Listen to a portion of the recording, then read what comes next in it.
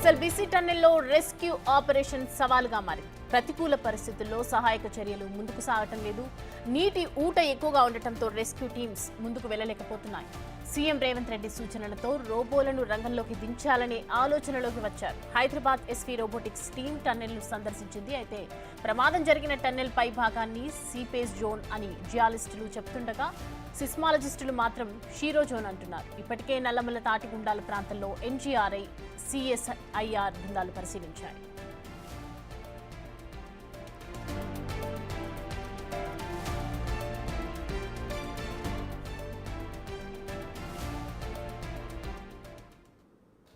మరిన్ని అప్డేట్స్ దీనిపై మా ప్రతినిధి శంకర్ అందిస్తారు. శంకర్, చూస్తున్నాము టన్నెల్ కి సంబంధించి రోబోటిక్స్ ని పంపిస్తారని చెప్తున్నారు. సో ఎంతవరకు వచ్చింది పని, అసలు ఏంటి అప్డేట్స్?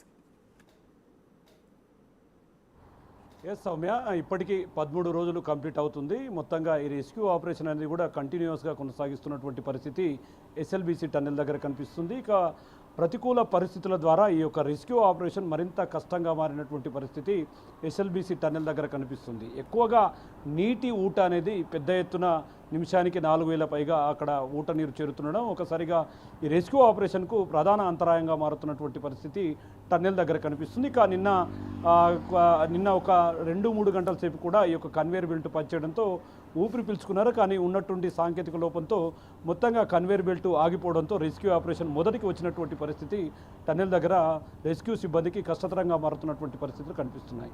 ఇక ఇప్పటికే దీన్ని మొత్తంగా యొక్క రోబోట్లను లోపలికి పంపాలి అని కూడా ఎస్వి హైదరాబాద్కు సంబంధించినటువంటి రోబోటిక్ బృందం కూడా ఇప్పటికే టన్నెల్ దగ్గరికి చేరుకొని లోపల పరిస్థితులను కూడా అంచనా వేస్తున్నటువంటి పరిస్థితి కనిపిస్తుంది. ఎందుకంటే లోపల మనుషులు చేసే క్రమంలో ఏదైనా ప్రమాదం జరిగితే కాస్త ఇబ్బందిగా ఉండొచ్చు. ఎందుకంటే ఇంకొక 300 మీటర్ల వరకు కూడా ముందరకు వెళ్ళే పరిస్థితి చాలా కష్టతరంగా మారినటువంటి పరిస్థితి అక్కడ కనిపిస్తుంది. లోకో ట్రైన్ కూడా అక్కడికి వరకు వెళ్ళడం, ఆ ముందుకు వెళ్ళలేనటువంటి పరిస్థితి అక్కడ కనిపిస్తుంది. ఒకవైపు జియోలాజికల్ బృందం మాత్రం దీన్ని సీపేజ్ జోన్గా కూడా గుర్తిస్తున్నారు. మరోవైపు సిస్మాలజీ బృందం కూడా దీన్ని షియర్ జోన్ అంటూ కూడా, అంటే మెత్తని భాగాలు అక్కడ ఆ భూమికి సంబంధించినటువంటి పొరలకు సంబంధించినటువంటి లవణీయత ఆధారంగా కూడా దాన్ని లెక్కిస్తున్నటువంటి పరిస్థితి ఎస్ఎల్బీసీ టన్నెల్ దగ్గర కొనసాగుతుంది. ఎందుకంటే ప్రమాదం జరిగినటువంటి చోట్లో ఎక్కడైతే యొక్క బురద నీరు ఇదంతా వస్తుందో ఆ ప్రాంతాన్ని షియర్ జోన్గా చెప్తున్నారు. ఒకవైపు ఈ గుండాల ప్రాంతానికి సంబంధించి ఇప్పటికైతే ఎన్జీఆర్ఐ బృందం కావచ్చు, మిగతా బృందం సభ్యులు కూడా అక్కడ పరిశీలన చేపడుతున్నారు. ఎందుకంటే పైభాగంలో పొరల్లో కదలికలు ఏమైనా ఉన్నాయా, కదలికలు ఉంటే వాటి ద్వారా ఎట్లాంటి ఇబ్బందులు తలెత్తవచ్చు, లోపల ఆ యొక్క గుంతలు తీస్తున్న క్రమంలో కావచ్చు, మరియు అదేవిధంగా ఈ టీబీఎం మిషన్కు సంబంధించినటువంటి భాగాలను కట్ చేస్తున్న క్రమంలో ఏమైనా అవాంతరాలు ఎదురవుతాయా అనే కోణంలో కూడా ఇప్పటికే సిస్మాలజీ, మరోవైపు జియోలాజీ బృందాలు కూడా తర్జన భర్జన పడుతున్నాయి. దీనికి సంబంధించి ఎస్వి రోబోటిక్ బృందం కూడా ఇప్పటికే ఇక్కడికి రావడంతో రోబోట్ల ద్వారా కూడా లోపలికి పంపించి ఆ యొక్క లోపల చిక్కుకుపోయినటువంటి వారి ఆచూకీ లభ్యం కోసం వెతుకులాటను ప్రారంభించే దిశలో రాష్ట్ర ప్రభుత్వం ముందడుగు వేస్తున్నటువంటి పరిస్థితి కనిపిస్తుంది. ఏదేమైనప్పటికీ దాదాపు ఇప్పటికీ ఈరోజుతో 13 రోజులు గడిచింది. 13 రోజులు రెస్క్యూ ఆపరేషన్ కొనసాగుతుంది. ఎస్డీఆర్ఐ, ఎన్డీఆర్ఎఫ్ సిబ్బందితో పాటు రాటోల్ మైనర్సు, అదేవిధంగా మార్కోస్ ఇట్లాంటి ప్రత్యేకమైనటువంటి నిష్ణాతులు కూడా నిరంతరాయంగా పనిచేస్తున్నప్పటికీ ఒక్కసారిగా పరిస్థితులు మారుతున్నాయి. మరొకసారిగా పరిస్థితులు మారిపోవడంతో, అంటే అనుకూలంగా ప్రతికూలంగా మారుతుండడంతో రెస్క్యూ అనేది కాస్త ఇబ్బందికరంగా మారినటువంటి పరిస్థితి టన్నెల్ దగ్గర కనిపిస్తుంది. ఇక మేజర్గా మనం గమనిస్తే ప్రధానమైనటువంటి అంశం ఇక్కడ ఏదైతే ఈ యొక్క టీబీఎం మిషన్ ఉంటుందో ఆ మిషన్కు సంబంధించి దాదాపు 140 మీటర్ల మేర ఈ మిషన్ ఉంటుంది. ఆ ప్రాంతం అంతా కూడా కూలిపోయి దాని మీద పడడం, ఆ మిషన్కు ముందు భాగంలోనే అక్కడ కొంతమంది పనిచేస్తున్న క్రమంలో అక్కడ ఉండొచ్చు అని చెప్పి నిష్ణాతులు, ఒకవైపు విశ్లేషకులు చెప్తున్నటువంటి పరిస్థితి. ఇప్పటికీ ఎన్జీఆర్ఐ బృందం గురించినటువంటి వాటి చోట్ల కూడా తవ్వకాలు అవన్నీ జరుపుతున్నారు. కానీ అక్కడ వారికి సంబంధించినటువంటి ఆనవాళ్ళ ఆచూకీ లభ్యం కాలేదు. ఎన్డీఆర్ఐ సిబ్బందితో ట్రైన్డ్ అయినటువంటి జాగిలలతో కూడా అక్కడ రెస్క్యూ ఆపరేషన్ చేపడుతున్నారు. ఇప్పటికే టీబీఎం మిషన్కు సంబంధించినటువంటి ఒక నమూనాను కూడా అక్కడికి తెచ్చారు. ఎందుకంటే టీబీఎం మిషన్ లోపల ఏ విధంగా ఉంటుంది, మనం ముందుకు వెళ్ళే కొద్దీ ఆ టీబీఎం మిషన్కు సంబంధించి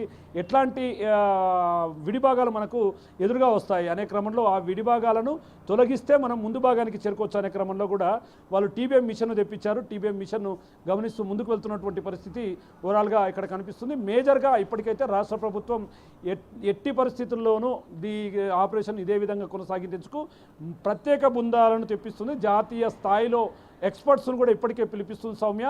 ఓవరాల్గా ఈ యొక్క రోబోటిక్ బృందం దీంట్లో ప్రయోగాత్మకంగా ముందుకు వేయబడంతో మరింత ఈ యొక్క రెస్క్యూ ఆపరేషన్ అనేది కూడా ఆసక్తికరమైనటువంటి అంశాలను పరిగణలోకి తీసుకునే అవకాశాలు కనిపిస్తున్నాయి. ఇప్పటికే ఒకవైపు ఎన్డీఆర్ఎఫ్ సిబ్బంది, మరోవైపు సింగరేణి కార్మికులు ప్రధాన పాత్ర పోషిస్తున్నటువంటి ఆ బురదను ఎన్జీఆర్ఐ సిఎస్ఐఆర్ఐ కూడా బృందాలు పరిశీలించారు. అంటే వీళ్ళ సూచనలు ఏం చెప్తూ ఉన్నారు దీనికి సంబంధించి? ఎస్, ఎన్జీఆర్ఐ బృందాలు ఇప్పటికీ ఆ మార్కింగ్లు గుర్తించాయి 8 చోట్ల. అక్కడ కొంత వేరే అవశేషాలు, అంటే ఒక మెటల్కి సంబంధించినటువంటి అవశేషాలు లభించడం.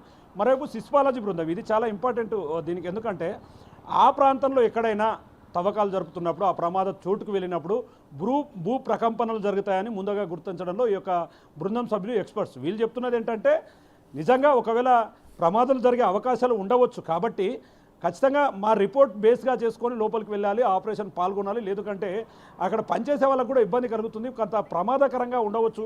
పరిస్థితులు ఒక్కసారిగా మారిపోతే లోపల నుంచి బయటికి రావడానికి చాలా డిస్టెన్స్ అనేది ఎక్కువగా ఉంది. అంటే ఈ ఇన్సిడెంట్ జరిగింది 2 కిలోమీటర్ల దగ్గర కాదు, దాదాపు 13.5 కిలోమీటర్ల దగ్గర. అక్కడ నుంచి రావాలంటే చాలా ఇబ్బందిగా ఉంటుంది. కాబట్టి ఖచ్చితంగా ఆ రిపోర్ట్ను బేస్ చేసుకునే ముందుకు వెళ్ళాలి, లేకంటే మరో ప్రమాదం కూడా జరిగే అవకాశాలు ఉంటాయి. ఎందుకంటే ఆ భాగం కిందంతా కూడా మొత్తం కూడా ఒక ఊబి లాంటి ఒక ప్రాంతాన్ని కూడా ఇప్పటికే ఎన్జీఆర్ఐ కావచ్చు, సిస్మాలజీ బృందం కావచ్చు, వీళ్ళంతా గుర్తించారు. ఎందుకంటే దాన్ని చెప్తూ వస్తున్నారు. అక్కడికి వెళ్ళేటప్పుడు బురదను జాగ్రత్తగా తొలగించాలి, ఒక్కసారిగా పెద్ద పరికరాలను తీయడం, ఒకేసారి జేసీబీల సాయంలో పెద్ద మొత్తంలో తీయడం చేస్తే ఖచ్చితంగా పైనుంచి పరిస్థితులు ఏ విధంగా ఉంటాయో మనం అంచనా వేయలేము.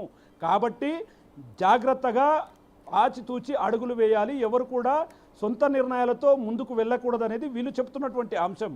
ఎందుకంటే నిన్న కన్వేర్ బెల్ట్ స్టార్ట్ అయినప్పటి నుంచి దాదాపు ఒక 300 మీటర్ల మేర కన్వేర్ బెల్ట్ వరకు తీసుకొచ్చి ఈ రా మెటీరియల్ ఏదైతే బురద, రాళ్ళు, మట్టి ఇదంతా ఉందో దీన్ని తీసేస్తారు. అది దాదాపు గంటకు 800 టన్నులను కూడా బయటికి తీసేసే పరిస్థితి అప్పుడు కనిపించింది. కానీ ఇక్కడ పరిస్థితి మళ్ళీ తిరిగి సేమ్ యథాస్థాయికి వచ్చింది. కన్వేర్ బెల్ట్ ఆగిపోయింది. లోకో ట్రైన్కు సంబంధించినటువంటి ట్రాలీలలో బురదను అదంతా తీసుకొచ్చి బయటికి తీసుకురావాలి. అంటే దాదాపు 3 గంటల సమయం బురదను తీసుకురావడానికి బయటికి పడుతుంది.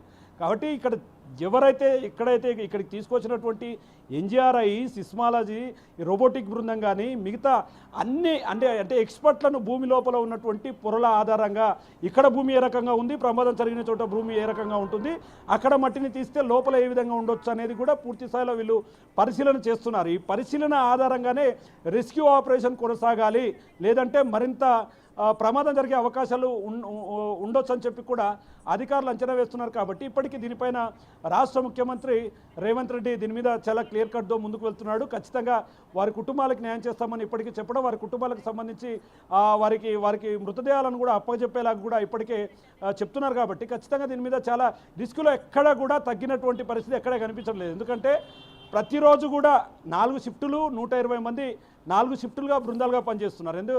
Morning shift, evening shift, night shift, full night, ఇట్లా ఈ షిఫ్టులలో ప్రతి ఒక్కరూ తమకు ఇచ్చినటువంటి పనులను కంప్లీట్ చేస్తూ వస్తున్నటువంటి పరిస్థితి టన్నెల్ దగ్గర కనిపిస్తుంది. మేజర్గా టీబీఎం మిషన్కు సంబంధించి కట్టింగ్ చేసే ప్రక్రియలో కాస్త ఇబ్బందులు తలెత్తుతున్నాయి. ఎందుకంటే లేజర్ ఆ మిషన్ అంతా కూడా దాదాపు 1500 టన్నులకు పైగా ఉంటుంది. అంత బరువున్నటువంటి మిషన్కు సంబంధించినటువంటి విడిభాగాలను కట్ చేసే క్రమంలో వారికి కూడా కొంత ఇబ్బందులు ఎదురవుతున్నాయి. ఎందుకంటే అదంతా కూడా లోపల బురదలో కూరుకుపోయినటువంటి పరిస్థితి. టీబీఎం మిషన్ అంతా కూడా ఆ భాగాలపై పడ్డది. దాన్ని కట్ చేసేయాలి, ఆ బురదను తీయాలి, తీసుకుంటూ ముందుకు వెళ్ళాలి. కాబట్టి కాస్త రిస్క్యూలో మాత్రం ఖచ్చితంగా మరో 2-3 రోజులు లేదా 4 రోజులు కూడా పట్టే అవకాశాలు ఉన్నాయని చెప్పి ఒకవైపు అధికారులు మరియు టన్నెల్ ఎక్స్పర్ట్స్ చెప్తున్నటువంటి పరిస్థితి. మొత్తం ఓవరాల్గా అయితే దాదాపు 11 బృందాలు ఇప్పటికీ నిర్విరామంగా పనిచేస్తున్నాయి. 630 మందితో కూడినటువంటి సభ్యులంతా కూడా పనిచేస్తున్నారు. ఎన్జీఆర్ఐ, ఎస్డీఆర్ఐ, ఎఫ్డీఆర్ఐ, అదేవిధంగా ఎన్జీఆర్ఎఫ్ కావాలి, సిస్మాలజీ టీంలు, రోబోటిక్ టీంలు, ఇవన్నీ కూడా అందరూ కూడా సమిష్టి కృషితో ముందుకు వెళ్తున్నారు. మరి రాబోయే 2-3 రోజుల్లో ఫలితాలు ఏ విధంగా ఉండొచ్చు, వారికి సంబంధించినటువంటి ఆనవాళ్ళు ఆచూకీ లభ్యమైనప్పుడు పరిస్థితిని ఏ విధంగా ఉంచాలి, ఎలా దీన్ని కంట్రోల్లో ఉంచుకోవాలనే కోణంలో కూడా అధికార బృందాంగం అంతా కూడా అక్కడ తలమునకలైంది. ఇక మేజర్గా స్థానిక ఎమ్మెల్యే చిక్కుడు వంశీకృష్ణతో పాటు జిల్లా కలెక్టర్ బదావత్ సంతోష్, అదేవిధంగా ఎస్పీ గైక్వాడ్ ఎప్పుడు రెగ్యులర్గా అక్కడే ఉన్నారు. దీనికి సంబంధించి విపత్తుల నిర్వహణ శాఖకు సంబంధించినటువంటి అరవింద్ కుమార్ కూడా దానికి ఆయన కూడా అక్కడే ఉన్నారు. నిరంతరాయం కూడా ఈ యొక్క ఆర్మీ వాళ్ళతో కావచ్చు, మిగతా వాళ్ళ ఎక్స్పర్ట్స్తో ఎప్పటికప్పుడు మాట్లాడుతూ దీన్ని ఖచ్చితంగా ముందుకు వెళ్ళాం కాబట్టి ఖచ్చితంగా దీన్ని కంప్లీట్ చేశాకే ఆగిపోయి, అంటే ఇది కంప్లీట్ అయ్యే వరకు కూడా ఎక్కడ కూడా దీన్ని ఈజీగా తీసుకోవడానికి లేదంటూ కూడా ముందుకు వెళ్తున్నటువంటి పరిస్థితి ఎస్ఎల్బీసీ టనెల్ దగ్గర కడుపుతుంది. మరి రాబోయే 2-3 రోజుల్లో పరిస్థితి ఏ విధంగా ఉండొచ్చు, ఇదంతా కూడా ఒక రెస్క్యూగా అంటే ఉత్కంఠతకు తెరలేపుతున్నటువంటి పరిస్థితి అయితే ఎస్ఎల్బీసీ దగ్గర కనిపిస్తుంది సౌమ్య. శంకర్, ఈ సిపేజ్ జోన్ అని జియాలిస్టులు అంటున్నారు, ఇటు సిస్మాలజిస్టులు ఏమో షీర్ జోన్ అంటున్నారు. అసలు ఈ రెండింటికి ఏంటి తేడా ఏంటి? అసలు ఇవంటే ఏంటి? సిపేజ్ జోన్ అంటే ఏంటి? షీర్ జోన్ అంటే ఏంటి?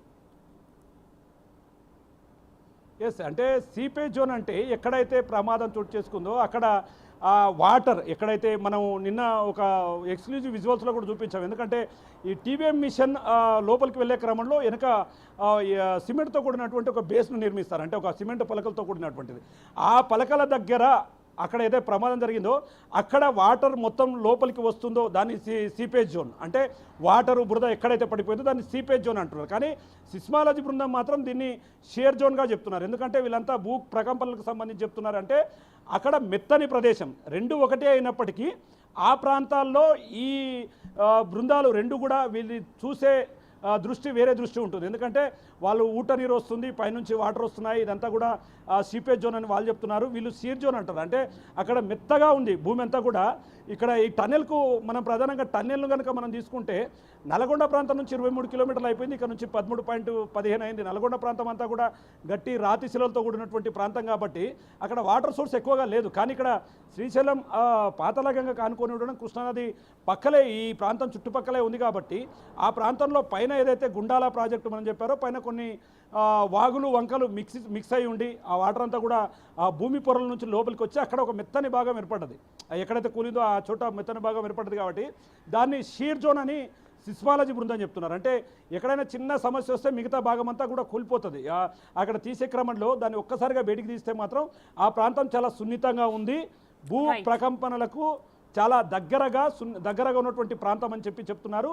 ఏదేమైనప్పటికీ ఒకరి సలహాలు ఒకరు తీసుకుంటూ మొత్తంగా ముందుకు వెళ్తూ దీన్ని క్లియర్గా ఆపరేషన్ త్వరగా ముగించే పనులు అయితే ఎస్ఎల్బీసీ దగ్గర కనిపిస్తున్నాయి Soumya. Right Shankar, thank you for the details.